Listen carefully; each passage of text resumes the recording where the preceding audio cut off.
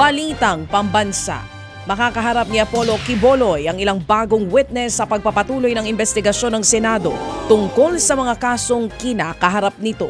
Ayon kay Senator Risa Ontiveros, magbibigay ng pahayag ang mga testigo laban sa pastor sa October 23. Hihiling daw ang komite ng permiso sa korte para makadalo sa hearing si Pastor Quiboloy.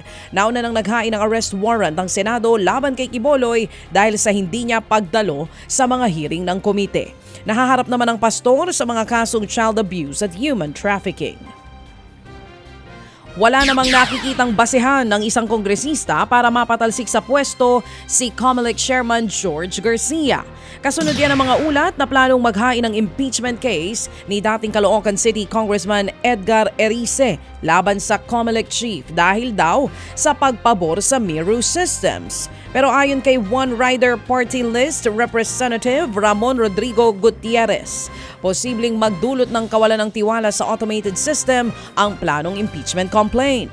Nalalapit na rin daw ang panahon ng kampanya, kaya malabong umusad ang nasabing reklamo.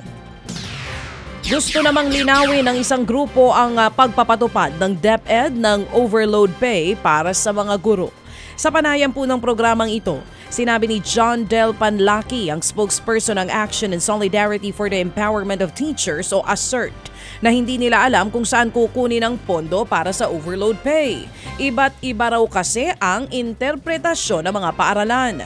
Tila baliwala rin daw ang patakaran ng DepEd kung saan inalis sa mga guro ang mga non-teaching load at ipinasa sa mga admin. Nagkakaroon ng phenomena na aalis ang mga admin officer or admin staff dahil hindi po nila kayang trabahuin lahat yung mga teaching, unrelated teaching task na pinunta sa kanila. So ang nangyayari po, bumabalik ulit po sa guro yung mga tinanggal na trabaho sa kanila.